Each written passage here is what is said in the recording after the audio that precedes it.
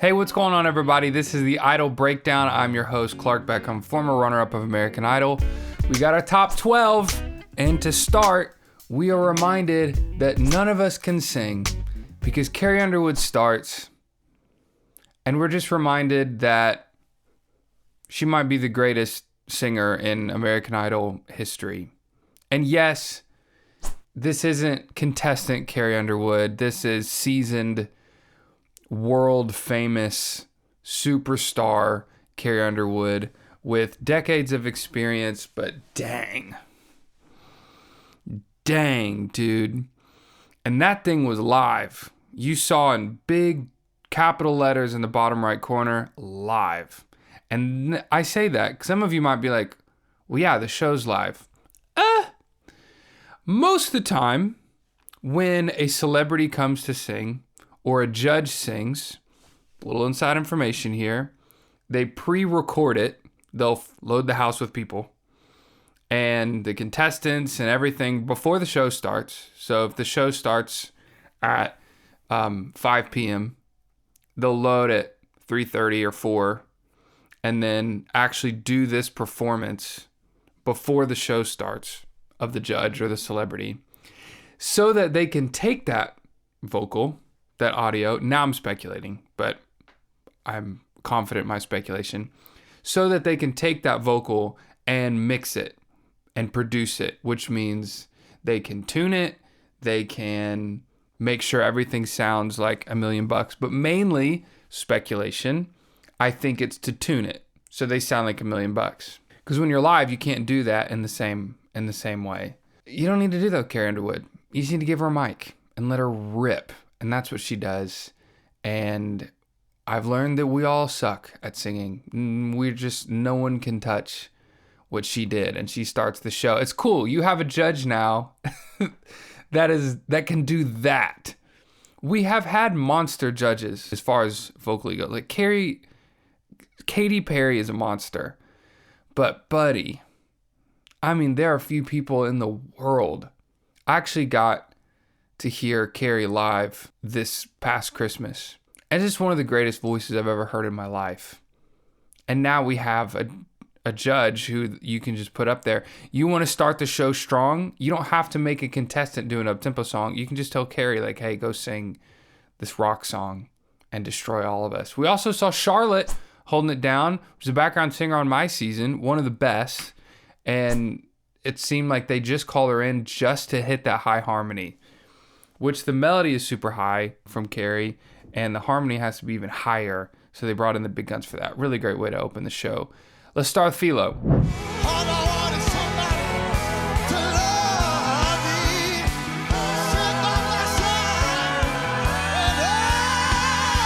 This was explosive.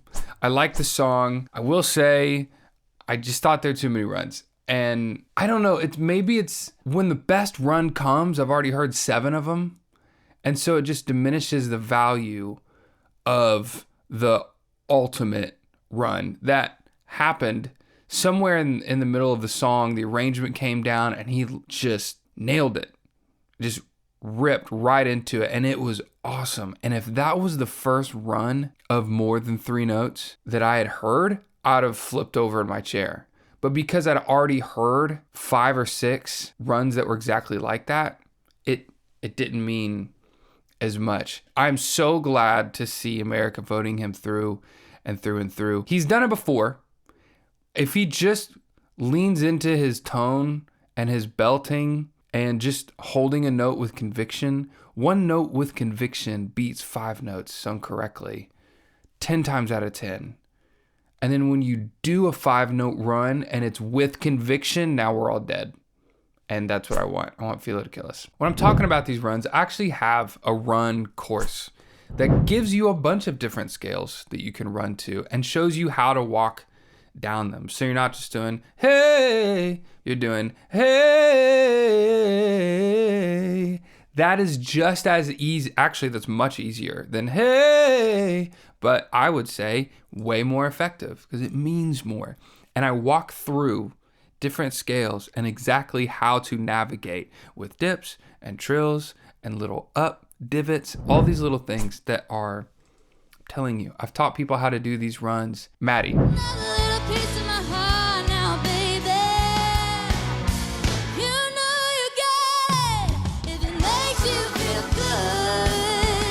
I thought this was the best from her. I thought her tone was great. The pitch was great. I thought she had the most stage presence that she's had the whole season. The judges say, okay, great. Now I want you to add more sass, specifically Carrie, and then the judges jump on. I think this was more of a critique of like, all right, now that you're to this ultimate level, we can give you a little more critique, some notes that we wouldn't have been able to give you before, now that you've mastered everything else. Unfortunately, and I might be wrong, but it came across as if the lack of sass was a problem. And I don't think it was a problem. It was just, that was perfect. If you want even more, here's some extra juice. Now that you're amazing and killing it, just try a little extra sass. A couple times through this episode, one judge will have a very minor critique and the other judges just jump on and it becomes the narrative of the whole performance, which makes me want to jump through a window, because the theme of what we just saw from Maddie was not, where's the sass? No, that is not what we got out of that. That was the best performance of hers the whole season. But because the judges want to be judges and they want to say something and sound like they're saying something important, they just, Carrie says something good. I love what Carrie said, to be clear. But then the judge is like, yeah, lean in, come on, lean in, sass, yeah, what she said, yeah. And then Lionel, yeah, sass. And then the whole thing's about sass. It's like, no, let Carrie say her critique. Now you say what you think. You have a whole brain. You are a professional, expert, world-class, superstar artist, wonderful singer. Dude, side note, I've been listening to some of the Commodore stuff.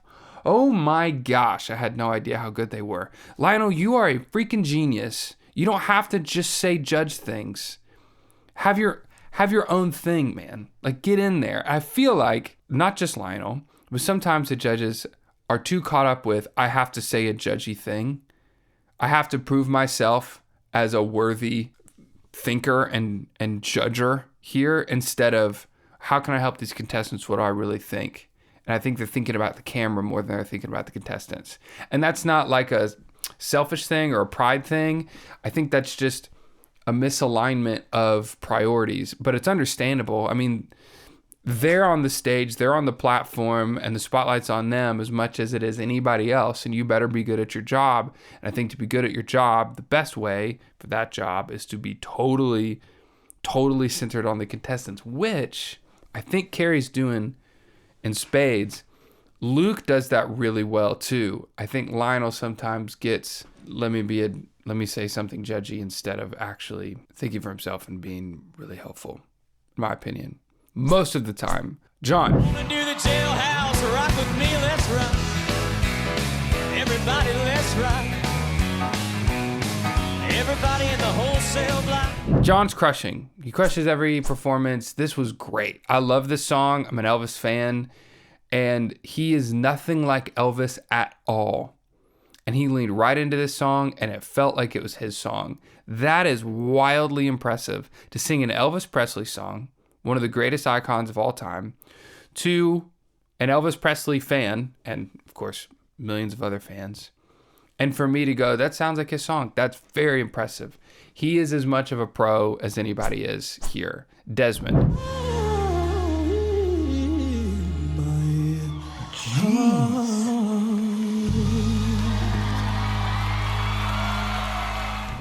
Great song. I'm not aware of that song, but that's another example of like, hey, look, everybody, Lionel Richie's a beast. This is a beautiful song. I don't think his falsetto carried the weight and the power of the song when it got really hype, like he wanted it to. The last run was nuts. I tried to break it down. I was like, I don't have time for this. It's too complicated. There's too many things going on. A lot of contestants get tied up with the same pentatonic run over and over and over again. Pentatonic is a scale that has 5 notes. 1, 2, 3, 5, 6. And then back to 1. Bum, bum, bum, bum, bum, bum, bum, bum, bum, bum, bum, bum. Hey, that run over and over again. You don't get that from Desmond. Desmond gives you all the notes in all the scales, and they're always tasty, and they're always right, and they always line up with the chord and the harmony and the soundscape of the moment, and killed it. Something else that would line up with the moment and the soundscape of this video is the little click of your mouse when you hit the like button, or maybe the little of your finger when you hit the like button on this video. And subscribe. I've found that most people who watch this aren't subscribers. And I think I have a pretty consistent viewership. Like the people who are watching watch every week. So if you watch every week and you want to help, if you don't want to help, then that's fine. I can't convince you to. But if you'd like to help where it costs you absolutely nothing and it helps me and helps other people find these videos, you can subscribe. That would be cool. And if you really want to go crazy, you can notify. But for sure, subscribe and like while you're there. Jamal. Yeah, believe me, I don't want nobody. You know you make me want a little bit something now, little bit something now. Man, this was a great song. Not just, it wasn't that it was a great song, it was a perfect arrangement. Nobody could do this like Jamal could on this season of American Idol, which says a lot because we have a lot of monsters. But I'm just not convinced that anyone could have pulled this off but him. I love how it went softer. I love like the ragtime blues or something like that walking bass line that it's so much dynamic in this song, in this arrangement. And then he brought a little bit softer now, and then got bigger, and then was like giving people the mic, and then ended it with this big giant. I mean, whoever arranged that, I want to find out who arranged that. That was the best. We had a couple of really great arrangements this episode, but that might have been the best one. And the execution was 10 out of 10, as it almost always is with Jamal. Amanda. To put my fingers so softly while you sigh. Love came and possessed you. Oh, what a great song. Can't help it. And the bass player is so good in this band, and he was just carrying the song, and she was just slid right into the pocket with him. This was delightful to listen to. So tasteful from Amanda. Every run was what it should be. Every note was where it should be. This was just immensely pleasurable to listen to. Kanan. Yeah, Mary. Oh, Mary, don't you talking to the resurrection of life, Mary. Come on.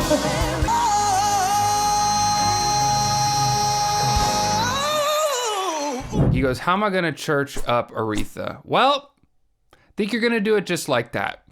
This was, Carrie was like, I feel like you're cheating. This isn't really rock. It's like, yeah, but she's in the Rock and Roll Hall of Fame, and this is Aretha Franklin song, and Aretha did a lot of gospel stuff or gospel-leaning things, and I'm going to do a gospel song, and this is how I'm going to do it. And that's exactly what we got. And it was kind of like blues, too, which gospel and blues can cross over. They can sound very, very similar, and I was into this. This was mean. Just, I don't know, it gave a lot of space for him to run and lean in, and he did that. And it was really great to listen to. Carrie was like, I would love for you to do something other than gospel. Luke said, I'd love for you to do something other than gospel. And I had a couple thoughts, contrary thoughts of my own, hit me very, very quickly. One, my first thought was like, nah, forget you guys. He's gospel, stay true to yourself, do gospel. No, that's what he's going to do, and that's who he is, da-da-da. And then I was like, but it would be kind of fun. It would be kind of fun to hear him try to do something else. And I think we could, I experienced this myself, we could fall into the pessimistic trap of saying this narrative could take root so easily, and probably has, in different people and different groups of people. But the pessimistic trap is the judges are trying to change who he is. They don't want him to sing about God. They want him to do this pop stuff.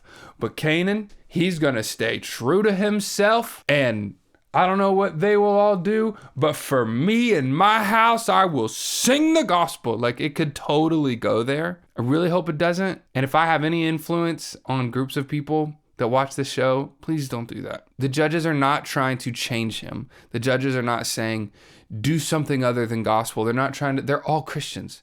They're not trying to steer him away from what he does. I think, even though that my first thought was like, no, stay gospel, stay true to who you are. My second thought is the one that remains with me, which is you could absolutely do that. Stay with gospel. I think that's totally valid and could be even the best and wisest decision. But it'll be really fun to hear him do James Brown or to hear him do something else, to take his Maserati of a voice and apply it to another style that he's not used to. That would be really, really fun for us. And that's pretty much the ultimate value, is it would be fun to listen to rather than it would show us who he could be as an artist. I mean, it could, but I think we all know who he's going to be as an artist, which is a gospel singer.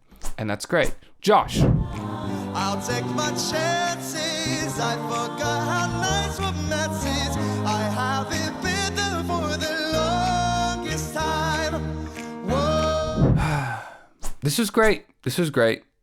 He said, yeah, some people want me to be on the piano. And so I technically was, because I was leaning on it. That some people is me. I'm sure there are a lot of people that are saying, I wish he would get back on piano.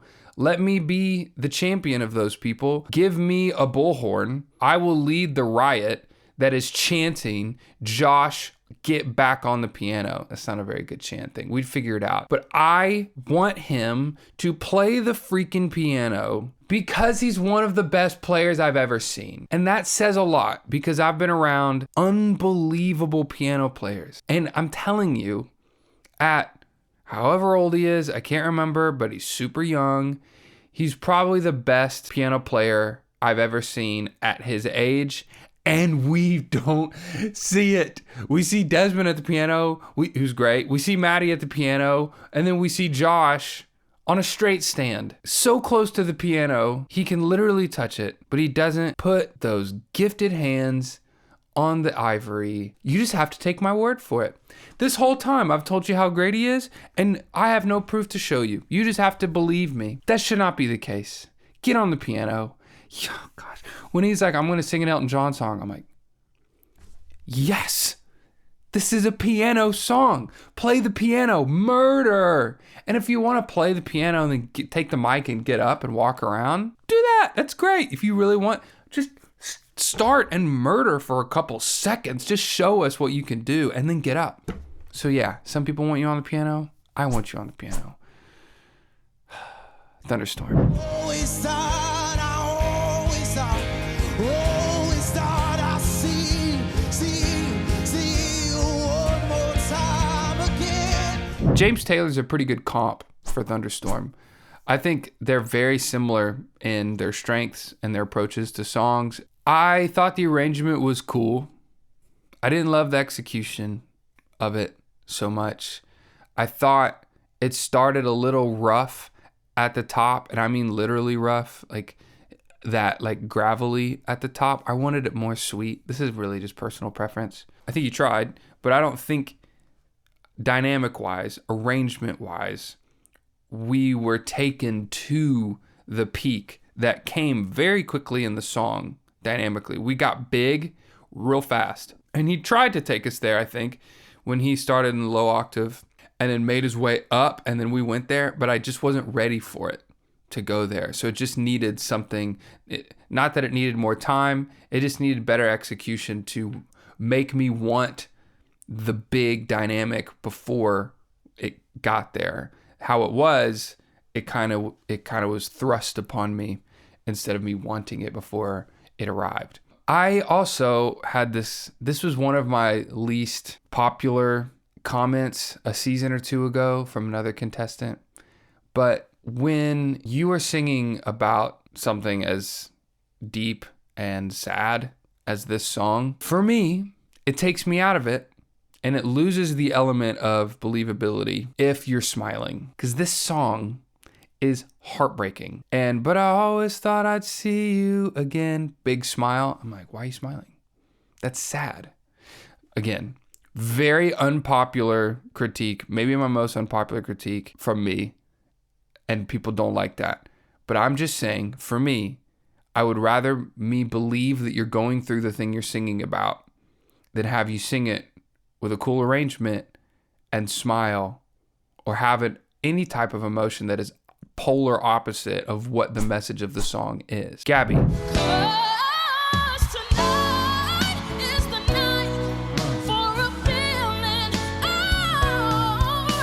Yes. Ooh. This was awesome. I will say right at the top, it was just strings. We had a lot of string arrangements that were gorgeous this episode.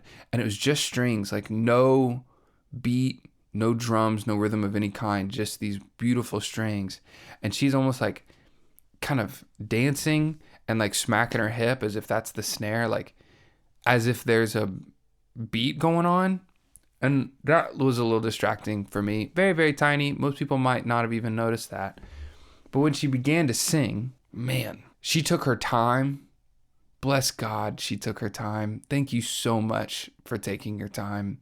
There's so many instances where singers like Gabby, who can do anything, will do everything real fast and just cram it all in.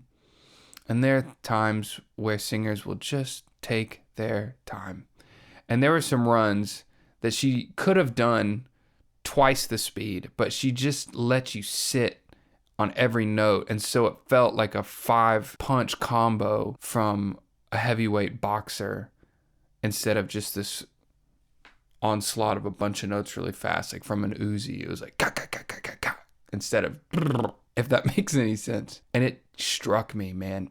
She is another singer who does not do the same run over and over again. It is not just that pentatonic scale. It is full of color. And this was a great performance. Great song for her. She has a Maserati of a voice, and she drove it like an expert race car driver. Brianna. Oh, now I come to you with open arms and nothing to hide. Man, she's slaying these monster songs, these big belting notes. She's picking great songs, and I feel like her comp as a contestant is Carrie Underwood. I think I said that last episode, but it is. I think she could totally just, what did Carrie sing? For whatever theme you're about to do, just see what Carrie sang and try that out first. I think she could totally just start there and just copy everything that she did. So I think she's got a very similar voice as far as where her strengths lie. She was flat on the key change note, which is a really pivotal note. That's really tough to miss that one, because when you have a key change, there's something, not always, but a lot of the time, there's something that is like a pivoting note or chord that tells the listener, oh, we're changing. So if I'm singing Amazing Grace, Amazing Grace, and at the end, I once was lost, but now I'm found, was blind, but now, and I want to change keys, here would be a pivot moment. I see. See how that tells us like, whoop, we're changing keys. 'Twas grace. And now in the new key. In this instance, her very difficult, very high degree of difficulty. The band cuts out the pivot chord is not a chord. It's just her singing the note of the new key. So she is the pivot note to make this new key enter our ears correctly. And then she misses it, unfortunately. And it led me to, when it was happening, there's no context, no chords beneath at all. And so I don't know we're changing keys. I just think she's hitting a very unique note for that key. And I'm like, is that a flat 7? Like, is she like doing a blues note here? Like what's she doing here? And then the key change is like, oh, that's what it was supposed to be. So that is unfortunate. That being said, every other second of the performance was a 10 out of 10 for me. But because the judges love, and again, it starts with Carrie, who has just a good critique, like a good thing to say. And that would be fine if the judges didn't just go, yeah, and jump on and make the whole performance about that. Oh, that's so annoying. That's so annoying, because then they're like, wow, were you nervous? Yeah, maybe it's just I've never seen you nervous before. Yeah, and then Lionel, hey, just relax. Don't be so nervous next time. You'll be fine. And it makes it sound like she just rolled around on the ground moaning for the whole song, making terrible noises. And it's just one judge making a good critique. Great. Now it's your turn, Luke. Now you say something that is in your head of something that you got from that performance. And I swear there is no way the only thing they all got from that performance was the exact same thing that Carrie decided to say, which was, don't be too complicated. You're batting 1,000, but if you do something that's more complicated, that's outside of your range of capability, you can get tripped up. Don't do that so much. Luke, now your turn. You say something else now. You say something else, because there are so many more things to say. So many more things to say. Like, man, you are killing it. All the things I just said, for example, how great it was, how powerful her voice was, how great the execution was because of that one note. And then Carrie said it. All the other judges were like, yeah, that. I'm a judge. Look at me. And so now the narrative is, oof, that was a rough performance. And it wasn't. It was one note that went wrong. And almost every contestant has at least one note that goes wrong every single performance. Now, this was maybe the most important note of the song to go wrong. But still, guys, chill. She was awesome. Please just expand your dynamic of thought. And don't just jump on whatever Carrie says. Please have your own thought. And don't just make this narrative. That is not true. If you want to learn more about chords, like I was talking about that pivot chord for a key change, I've got music theory courses. I teach it very differently. I kind of focus on teaching music theory how everybody wished that they had learned music theory, because most people who learn it hate it. This is a way to learn it where it's super practical and you can just find the cool chords and understand how they work and make them your own. Colby. Sweet morning dew. Ooh. I took one look at you, and it was plain to see. 'Cause we got the right.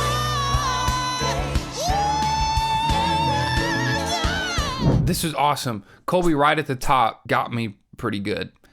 Just that first little up run in the melody was really hard to do and nailed it. Pitch was perfect. And then she did it again. And then she did it again. And I don't think she ever sang the melody. So that diminishes that. For me, that diminishes what she did. Most people would say, never embellish, never leave the melody first. Always sing the melody first, establish it, then move away. But because this song is so well known, and to sing that embellishment at the very top of the song is so surprising, it was super effective. But then you gotta sing the melody somewhere, I think. And I don't know if we ever got the melody almost ever in this whole song. It was just run, run, run, run, run, run. And it was like Philo will fall into this too, but it was just the same pentatonic run. Hey, over and over and over and over again. Now, I will say her tone is beautiful and super rich, and there's a lot of value there, and I really enjoyed the performance overall because of her tone, and a lot of these runs were really nice, but it was because it was the same one over and over again that it wasn't as nice as it could have been. I know she's musical enough to find different scales and different chords that she can run around and use to her advantage instead of doing the same one over and over again. Same thing with Philo. And her tone is so rich, dude. The melody would be so powerful. Again, singing 1 or 2 notes with conviction beats singing 5 notes correctly every single time. That's what I want from Colby. That's what I'm looking for every time. But despite all that, all the critique, this was a great performance. Sometimes I think people are like, "Ugh, he just says it at the end just to try to like fluff it up." I do not. I would absolutely not say this was great if it was not great. Absolutely not. I have no interest in fluffing anybody or anything. It's just that I have something to say, and that's a critique, and I want to say it. But I also thought it was great. Both can be true. Che. This is a man's world. This is a morning girl. You see the side of the dark. Strings at the top were beautiful. He picks one of those songs that a lot of people say you can't sing that song because it's overdone. Too many people sing it. But if you're as good as Che is, those rules don't really apply to you. Che can kind of do whatever he wants because he's that good. What makes Che so good are three things: tone, his choices, and the execution of those choices. In other words, control. The fact that he doesn't just choose the right thing, but then he nails it. His taste is so good. He's so comfortable. I feel like he's been doing this at a high level for 20 years. I feel like a lot of people really get into their own as a singer when they're 35. Like, you find someone who's been singing professionally all their life and they're 35 and older, they're different. They just sing better than everybody else. And that's what I'm hearing from Che, except he's not 35 because he couldn't audition for the show if he was. Legendary song and a legendary performance from my favorite contestant of the season. The last course I'll tell you about that I have is called Vocal Foundations. It's my most successful course that I have. It's 30 minutes and it's just on 4 or 5 things that if you don't know this, you're not using your voice to your full potential. And this is for beginners and absolute pros. There are a lot of things here that so many people miss out on how to warm up. Spoiler alert, you do not just warm up your voice. There are 2 other things that you're supposed to warm up. How you should approach what you eat and drink before and after you sing, all this stuff. And listen, if you get in there and you watch the video and you're like, I already knew all of this, just ask for your money back and I'll give it to you. No questions asked. So you really have nothing to lose. Slater. I hope you don't mind. I hope you don't mind that I put down in words how wonderful life. Slater is in a league of his own, and I think he's going to win the show. Because he does his own thing. There's nobody that does what Slater does in this season. And now that we've seen Amanda and Desmond leave, and we saw Che was in the bottom 4 last episode, I don't think America values great singers as much as we think they do. I think they like them. I think we all like great singers. But when you saw Amanda go, especially after that performance, that was very, very, very, very telling of American Idol voters and their preferences. And guess what? It's not really like just amazing vocal performances. It's not. So if that's your thing, the stock is dropping on your strength. If your strength is vocal performance, she might have been the best vocal performer of the season and she's gone. She was voted into the bottom last episode and now she's gone. So you better hold on and find something else. And I don't mean find something else like stylistically. Like, there's some other things that got to get you there. And I don't know if vocal performance is going to get you to the top, but what Slater has, I think, is going to. And I never predict a winner this far out, but if I had to, I would say Slater, because he is in a league of his own and he rips that last note. Ugh, just ripped it apart. Leaned into it, just dipped and came up into it with so much rasp, fit that top note right where it needed to be. Perfect pitch. This guy's a problem. If you were watching this as a premiere, thank you so much. I have terrible news. I don't think I'm going to be able to do the live stream. That could change, but I'm going to be out of town and in the middle of the woods, which is so random. When this comes out. So I might be able to get on in the middle of the woods. That could actually be really fun. We'll see. So just keep your eyes in the chat. If you see me giving you a link right now, let's jump on and join me in the middle of the woods for a live stream. live Q&A. If we do this, how Q&As work is if you send a super chat with a question, I will answer it, but it has to be a super chat. Or you can become a member for $5 a month and ask as many questions as you want for free, and I will answer all of them. Make sure you watch the next Idol Breakdown episode on Friday, because I'm going to be revealing my new top, I guess it's going to be top 10, who I think is in trouble, and we'll keep this train rolling. Remember, it's not the critic who counts. That would be me. That would be you. Unless you're a contestant, then that's not you. The credit belongs to the one who is actually in the arena. That would be you, contestant. Who at best knows in the end the triumph of high achievement, and who at worst fails while daring greatly. Thank you guys for watching, and I'll see you Friday.